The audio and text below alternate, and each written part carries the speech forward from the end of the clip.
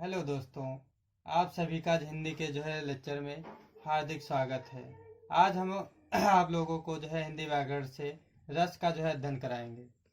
अच्छा, रस में कुछ बच्चों के डाउट रहते हैं कि जैसे सर हम याद तो करते हैं और लेकिन अगले दिन ही भूल जाते हैं। कुछ बच्चों के डाउट रहते हैं जैसे सर हमने परिभाषा याद कर ली, ठीक, लेकिन उदाहरण हम भूल जाते हैं किस रस का उदाहरण है। कुछ बच्चों के डाउट रहते हैं कि सर हमको उदाहरण नहीं याद होता है। तो आपके इस वीडियो में सारे डाउट क्लियर होने वाले हैं। आप इस वीडियो के अंत तक जरूर बने रहें, क्योंकि हर एक मेन चीज़ लास्ट में ही बताई जाती है।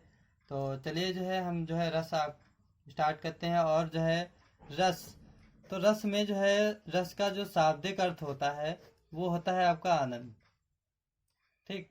और आनंद जैसे आपको आनंद कैसे मिलेगा, जैसे आप कोई शॉर्ट वीडियो अपने मोबाइल पर देख रहे हो, ठीक, मोबाइल पर शॉर्ट वीडियो देख रहे हो और इस समय एक वीडियो बहुत ही वायरल है जिसका नाम टेंगे टेंगे है। वो वीडियो बहुत ही वायरल है।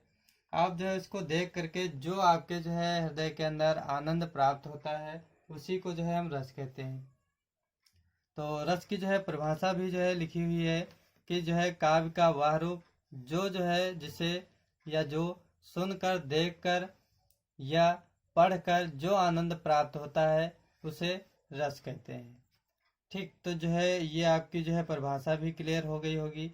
अब आते हैं रस होते कितने प्रकार के हैं। तो रस के प्रकार, तो रस आपके 4 प्रकार के होते हैं।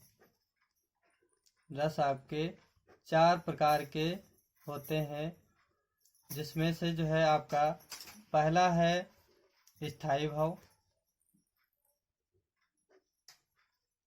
पहला स्थायी भाव। और दूसरा है विभाव। और तीसरा है आपका अनुभाव।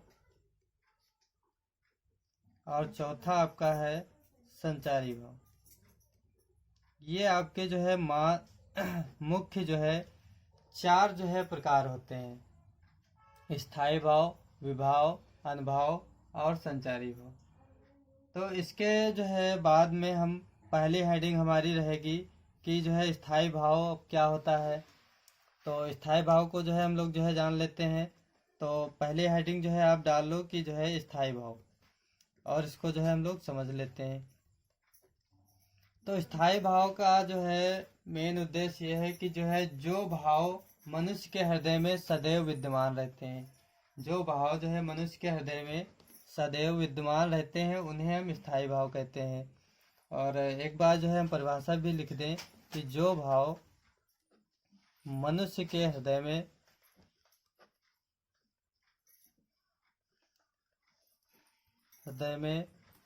सदैव विद्यमान रहते हैं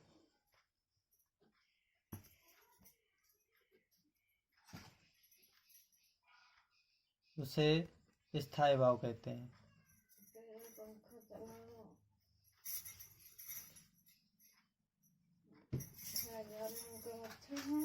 उसे स्थायी भाव कहते हैं। जैसे आपका हार्ट होता है, दिल आप लोगों के पास, सभी के पास है, और हर मनुष्य के पास होता है, हर जीव के पास होता है। तो उस हृदय में आपके सारे प्रकार के भाव उत्पन्न विद्यमान रहते हैं, स्थायी रूप से भरे होते हैं। लेकिन हर परिस्थिति में, हर समय अलग अलग प्रकार से उत्पन्न होते हैं। जैसे एक हम यहाँ पर डायग्राम बना रहे हैं उसके माध्यम से हम आपको समझाना चाहते हैं। जैसे एक तरफ आपका शेर हो, और शेर हो, और बीच में आप हो, ठीक। और आपके इधर बगल में कोई जैसे सर्प मान लेते हैं कि आपका सर्प हो, और आप बीच में फंस गए हो, ठीक। तो आप इसको देख करके आपके अंदर, आपके हृदय में भय नामक स्थायी भाव जागृत होगा। तो जो भय नामक स्थायी भाव जागृत हो रहा है उसी को हम लोग स्थायी भाव कहते हैं। तो उम्मीद करते हैं कि ये आपको परिभाषा याद हो गई होगी। और स्थायी भाव के भी जो है प्रकार होते हैं। तो स्थायी भाव को जो है स्थायी भाव के मुख्य 9 अंग होते हैं या 9 जो है प्रकार होते हैं।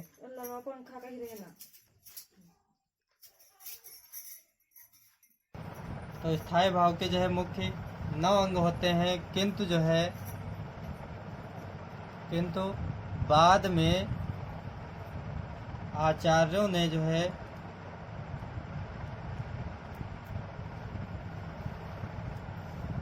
दो भाव पहला जो है आपका वात्सल्य और भक्ति रस।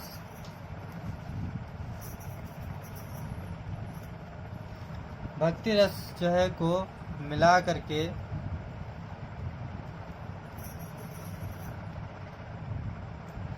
ग्यारह रस हो गए।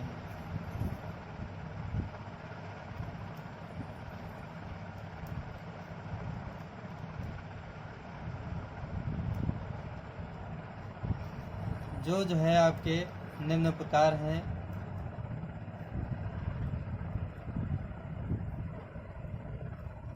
जैसे नंबर 1 पर जो है आपका श्रृंगार रस, और इसका जो है स्थायी भाव होता है रत या प्रेम। और जो है दूसरे नंबर पर आपका होता है हास्य रस, और हास्य रस का जो स्थायी भाव है वो होता है हास। इसके बाद में जो है आपका तीसरा रस है करुण रस। करुण रस का जो है स्थायी भाव होता है शोक। इसके बाद में जो है चौथा रस है आपका शांत रस, और शांत रस का जो है स्थायी भाव निर्वेद होता है। इसके बाद जो है पांचवा रस है भयानक रस, और भयानक रस का जो है स्थायी भाव भय होता है। उसके बाद जो है छठा नंबर आपका रौद्र रस, और रौद्र रस का जो है स्थायी भाव क्रोध होता है। इसके बाद जो है सातवां नंबर विभत्स रस,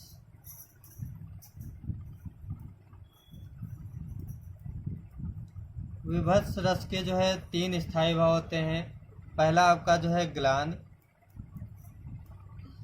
दूसरा जो है घृणा,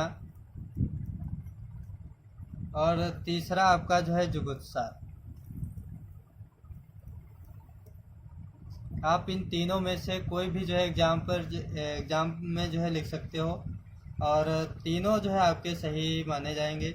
इसके बाद जो है आपका 8वें नंबर पर है अद्भुत रस।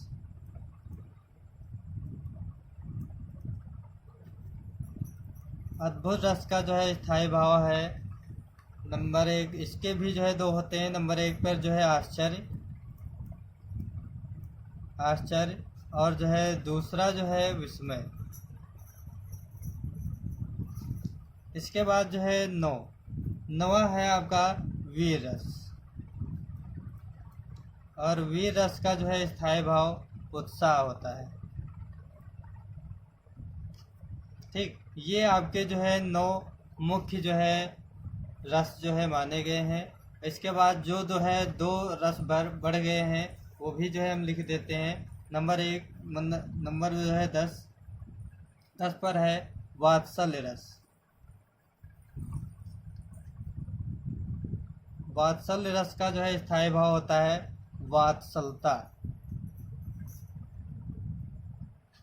वात्सलता या फिर जो है स्नेह। इसके बाद जो है 11वां आपका भक्ति रस, और भक्ति रस का जो है स्थायी भाव अनुराग होता है। तो और अब जो है हम आगे बढ़ते हैं दूसरा जो है हमारा नंबर था, जैसे स्थायी भाव को जो है हमने जान लिया। अब जो है दूसरा नंबर है हमारा विभाव। तो विभाव क्या होता है ये भी हम लोग जो है जान लेते हैं। तो जैसे जो है आपको जो है एग्जाम्पल के जो है तौर पर जो है हमने आपको बताया कि स्थायी भाव जो है कैसे जो है निकला, कि जो है शेर एक तरफ जो है आपके शेर हो जाए और दूसरी तरफ आपके जो है शेर हो, और आप जो है बीच में जो है फंस गए हो, तो उसको जो है फंसने पर आप जो है भयभीत हो जाओ या डर जाओ। ठीक, तो जो है जो भय नामक जो है स्थायी भाव उत्पन्न हुआ है उसी को हम लोग जो है स्थायी भाव कहते हैं।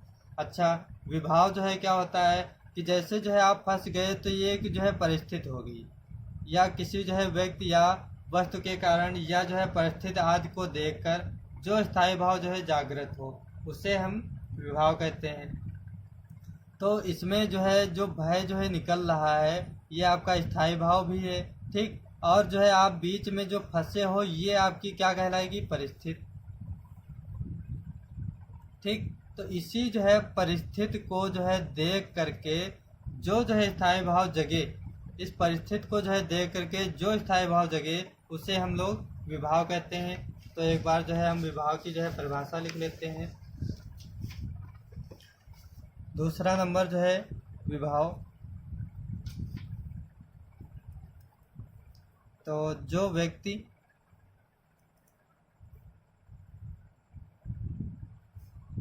या वस्तु कामा परिस्थिति आदि को देखकर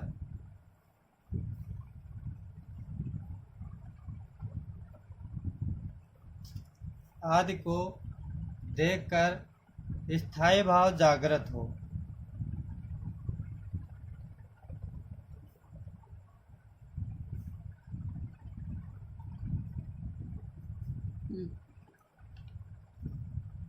स्थायी भाव जागृत हो उसे विभाव कहते हैं। विभाव कहते हैं। ठीक, तो हमने जो है आपको बता दिया कि जो है किस प्रकार से जो है आपको जो है परिस्थिति अगर जो है मिल गई है, ठीक, तो उसके जो द्वारा भी जो है आपके अंदर जो है विभाव उत्पन्न हो सकता है, या कोई जो है व्यक्ति या जो है कोई वस्तु। जैसे जो है आप जो है रास्ते में जा रहे हो और जो है आप किसी व्यक्ति को जो है देख लो, जैसे एक्सीडेंट हो गया हो, ठीक, तो उस जो है परिस्थिति में आपके अंदर जो है थोड़ा सा जो है शोक जो है उत्पन्न हो जाएगा। जब किसी का जो है एक्सीडेंट देखोगे तो थोड़ा सा जो है मन में शोक नामक जो है स्थायी भाव जागृत होगा। तो उसी जो है शोक नामक स्थायी भाव को ही जो है विभाव कहते हैं। और विभाव के दो भेद होते हैं। विभाव के दो भेद होते हैं।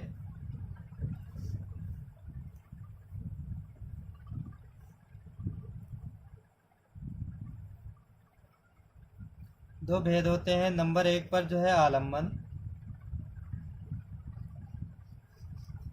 और नंबर दूसरे पर है उद्दीपन।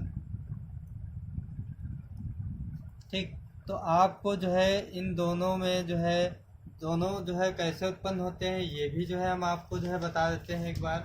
तो जैसे किसी जो है व्यक्ति या वस्तु के कारण जो भाव जो है जागृत हो, किसी व्यक्ति या वस्तु के कारण, ठीक, कारण जो है इसमें दिया गया है। तो आलम्बन में जो है हम आलम्बन की परिभाषा जो है लिख देते हैं एक बार। आलम्बन किसी व्यक्ति या वस्तु के कारण, किसी व्यक्ति या वस्तु के कारण जो भाव जागृत हो उसे आलम्बन कहते हैं।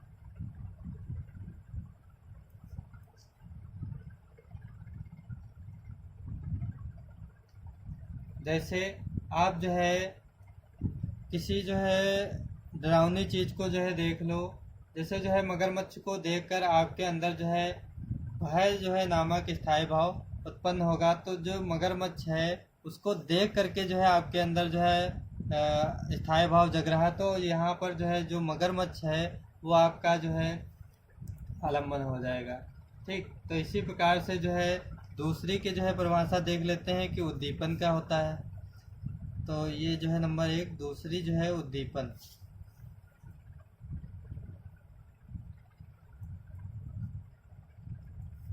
उद्दीपन जिन वस्तुओं यही जैसे जो है भाव का बोध कराने वाले जो है कारण। ठीक, भाव का या फिर जो है दूसरी एक जो है परिभाषा है कि जैसे जो है जिन वस्तुओं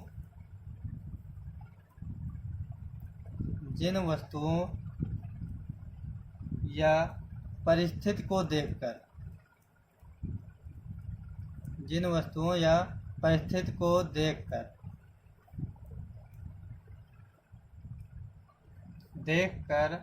स्थायी भाव तीव्र होने लगे, तीव्र या बढ़ने लगे,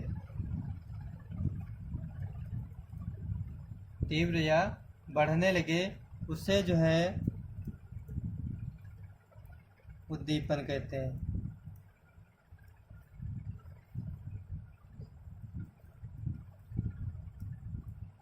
जैसे आपको जो है हम यहाँ पर एक एग्जाम्पल दे रहे हैं कि जो है कृष्ण की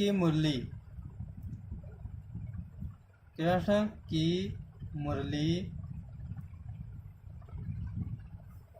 सभी को आकर्षित करती है।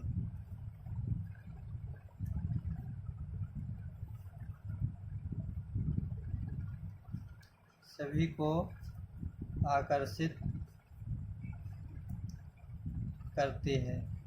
ठीक, तो जो है जो कृष्ण की मुरली है, ठीक, तो मुरली जो है सभी को आकर्षित करती है। जो मुरली है वो जो है सभी को आकर्षित कर रही है। आप लोगों ने जो है सुना होगा कि जब जो है भगवान श्री कृष्ण जो है मुरली को बजाते थे तो उनकी जो है सखियां या गोपियाएं थीं, वो जो है जब तक जो है भगवान श्री कृष्ण की मुरली सुन करके जब तक उनके पास जो है नहीं पहुंच जाती थी, तब तक उनका जो है भाव या जो है प्रेम बढ़ता ही जो है जाता था। ठीक, तो यहाँ पर जो मुरली है वो आपकी जो है उद्दीपन कहलाएगी। ठीक, इसके बाद में जो है हमारा तीसरा जो था उसका नाम अनुभाव। तो हम लोग जो है अनुभाव को भी जो है समझ लेते हैं। तो अनुभाव में जो है भाव का बोध कराने वाले कारण, भाव का बोध कराने वाले कारण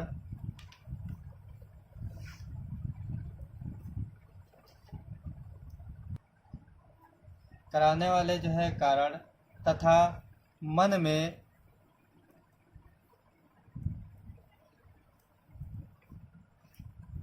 जो है स्थायी भाव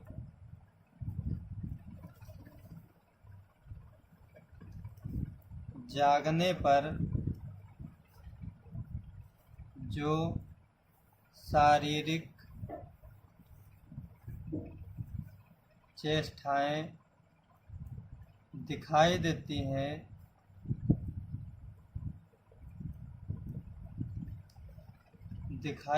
हैं, उसे अनुभाव कहते हैं।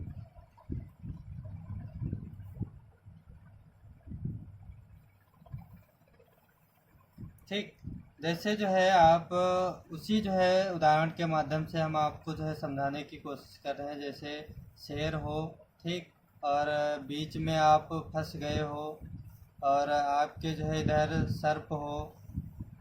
ठीक, तो आप जो है बीच में जब फंस गए हो, अगर ये जो है शेर थोड़ा सा भी जो है दहाड़ लगा दे तो आपके जो है पसीने छूट जाएंगे। तो जो है और इधर जो है आपका सर्प है, तो आप जो है किसी तरफ जो है जा तो सकते नहीं हो। तो ये जो है शेर जो है अगर एक जो है दहाड़ लगा दे तो आप जो है भय के मारे जो है वहीं पर कांपने लगोगे। ठीक, कांपने लगोगे और आपका जो है मुख से आवाज़ नहीं निकलेगी, और हो सकता है कि आप इतना डर जाओ कि आपके जो है पसीना छूटने लगे, या जो है आपके आंखों में जो है आंसू आ जाए।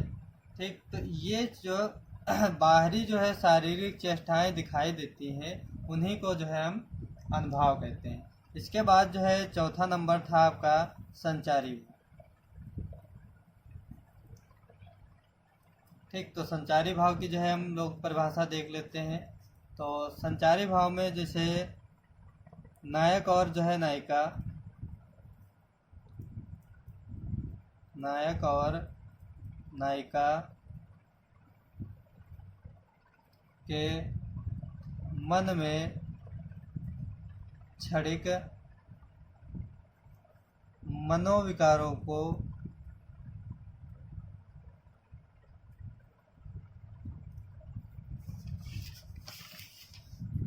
क्षणिक मनोविकारों को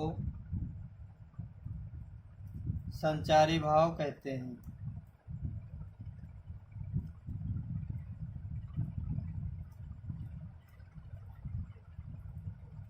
अच्छा, अब जो है क्षणिक मनोविकारों क्या होता है?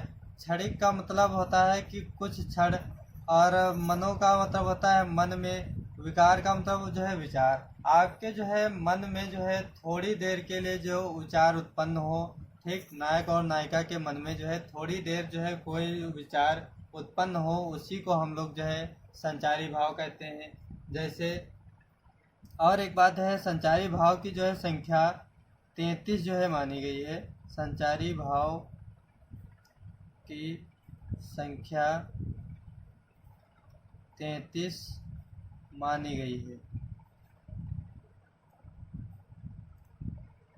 जैसे आप लोगों ने जो है देखा होगा, जैसे पानी में जो है बुलबुले जो है उठते हैं और जो है तुरंत ही फूट जाते हैं। जैसे आप जो है घर में जब जो है पानी को गर्म करने के लिए जो है रखा जाता है, जब पानी गर्म हो जाता है उसके बाद में जो है पानी से जो है थोड़े थोड़े जो है बुलबुले जो उठते हैं, और वो बुलबुले क्या होते हैं, बस उठते हैं, फूट जाते हैं, उठते हैं और फूट जाते हैं। उसी को जो है हम लोग संचारी भाव कहते हैं। तो अब जो है संचारी भाव हमारे जो है रस जो है कंप्लीट हो गए। अब जो हमने आपको जो है बताया था कि जो है रस के जो है मुख्य जो है 9 अंग होते हैं, और 2 बढ़ जाने के बाद जो है 11 हो गए हैं। तो उसमें से जो है पहला जो रस था वो हम आपको जो है बता दें। जैसे श्रृंगार रस है, तो श्रृंगार रस को जो है हम लोग पढ़ लेते हैं कि श्रृंगार रस में जो है क्या क्या होता है। तो हम जो है स्टार्ट करते हैं अपना अगला श्रृंगार रस।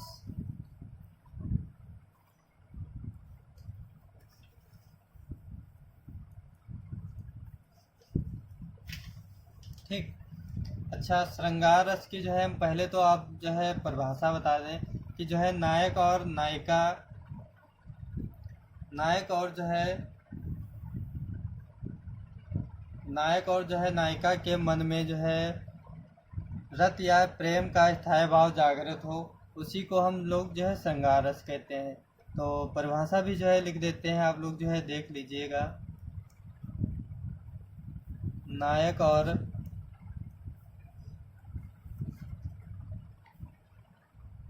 नायिका के मन में स्थित स्थायी भाव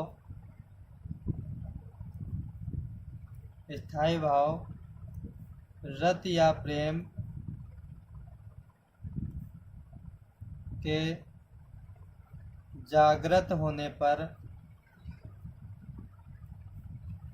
जागृत होता है जो है होने पर श्रृंगार रस कहलाता है।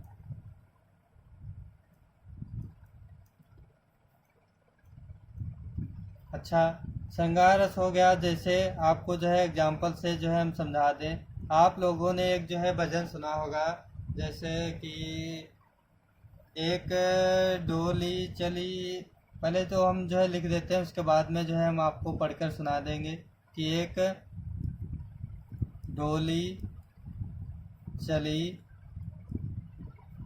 एक अर्थी चली फर्क दोनों में क्या है बता दे सखी।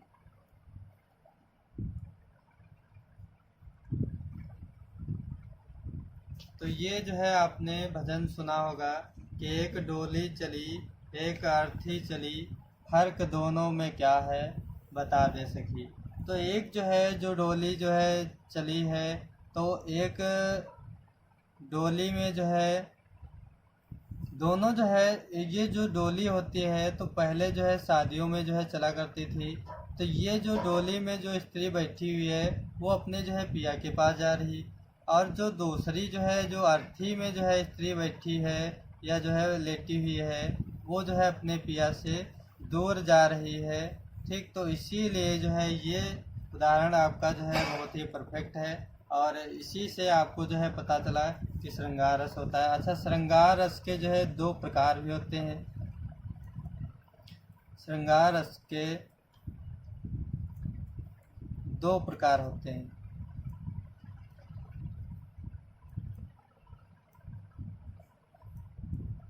नंबर 1 पे जो है आपका संयोग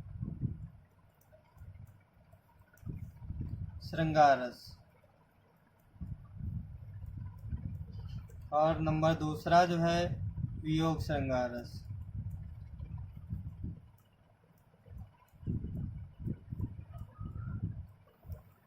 ठीक, तो ये जो है दो आपके जो है प्रकार होते हैं श्रृंगार रस के। तो पहला जो है हम लोग जो है समझ लेते हैं कि जो है संयोग श्रृंगार रस होता गया है।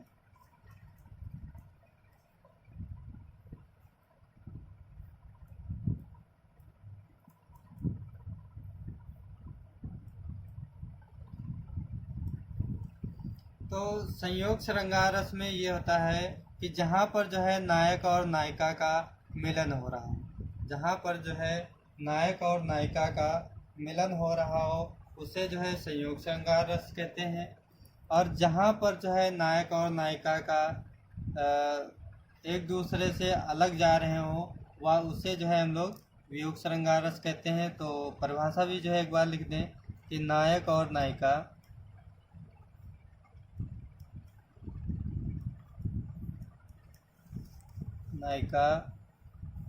आपस में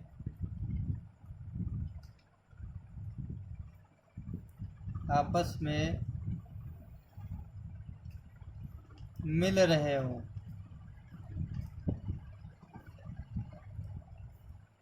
उसे संयोग श्रृंगार रस कहते हैं।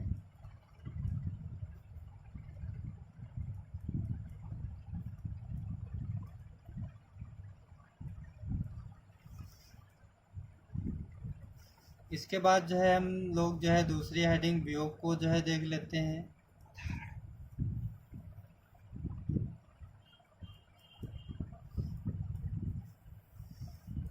ठीक, तो जो है नायक और नायिका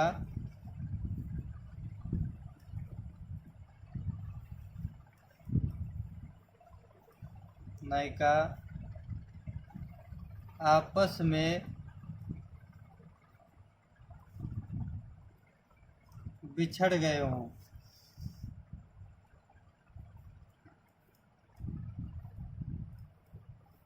उसे वियोग श्रृंगार रस कहते हैं।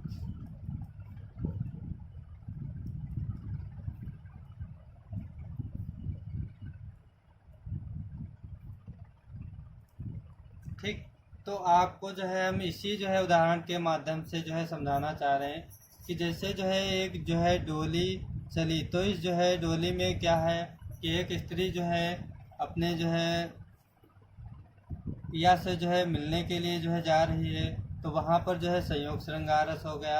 और एक अर्थी चली, एक जो है अर्थी जा रही है वो जो है अपने पिया से दूर हो गई है, तो वहाँ पर जो है वियोग श्रृंगार रस हो गया। इसके बाद में जो है हम दूसरा जो है आपको बताए थे हास्य रस। तो हास्य रस को जो है जान लेते हैं हास्य रस। तो हास्य रस की जो है हम परिभाषा जो है लिखते हैं।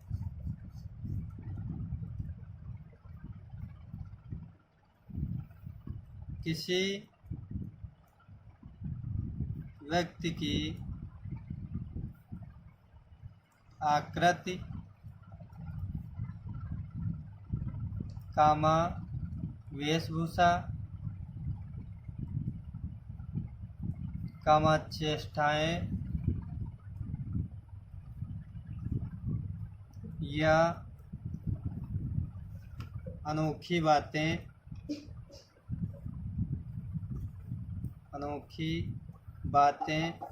आदि को देखकर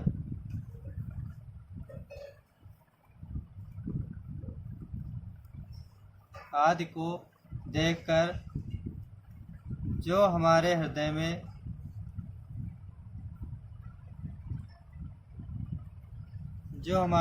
में हास्य नामक स्थायी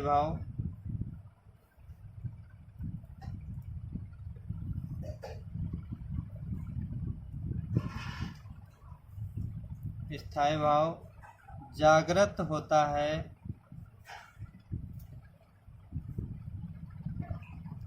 उसे हास्य रस कहते हैं।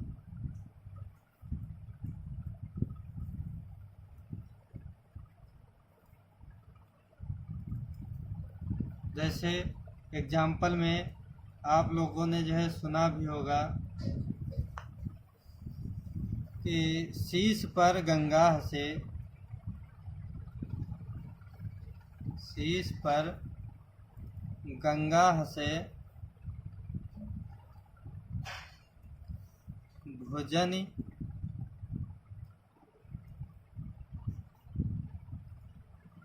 भुजंगा हंसे।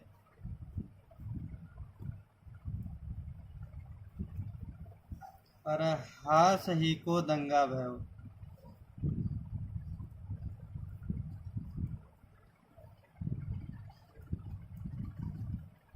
दंगा भयो नंगा के विवाह में।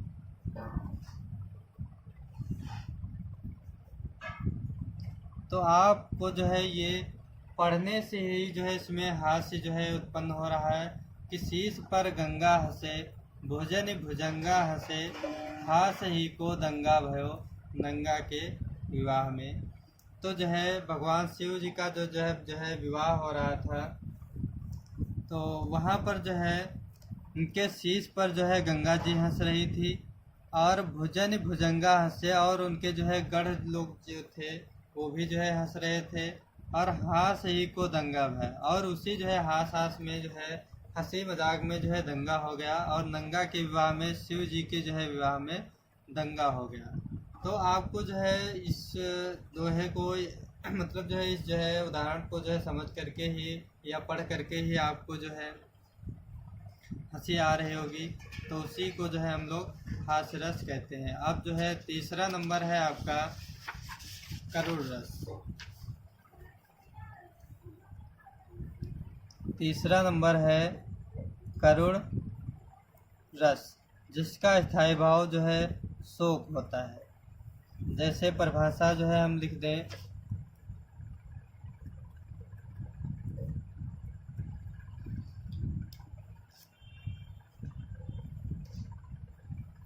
जैसे कोई अपनी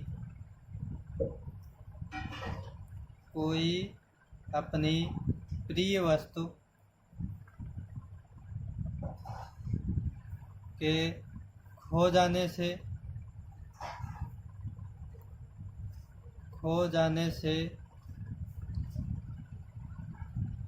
या अनिष्ट हो जाने से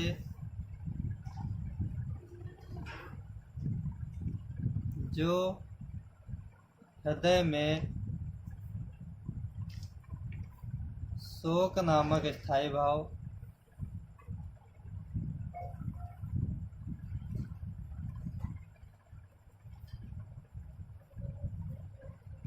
जागृत होता है,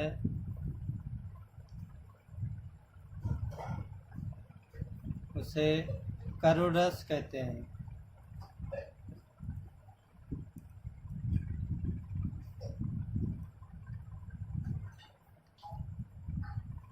ठीक, कोई अपनी प्रिय वस्तु के खो जाने से या अनिष्ट हो जाने से जो हृदय में शोक नामक स्थायी भाव जागृत होता है उसे करुण रस कहते हैं।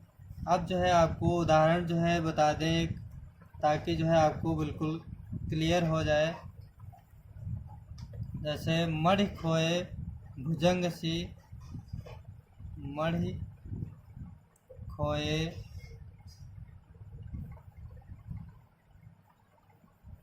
भुजंग सी जननी,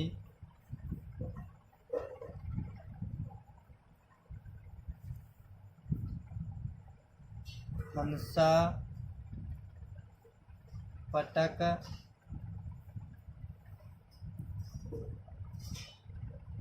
रही थी शीश।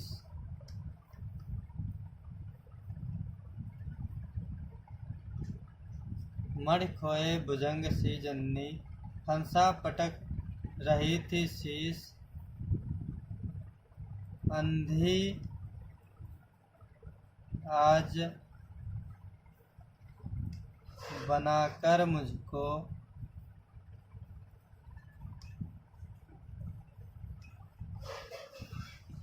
किया न्याय तुमने जगदीश।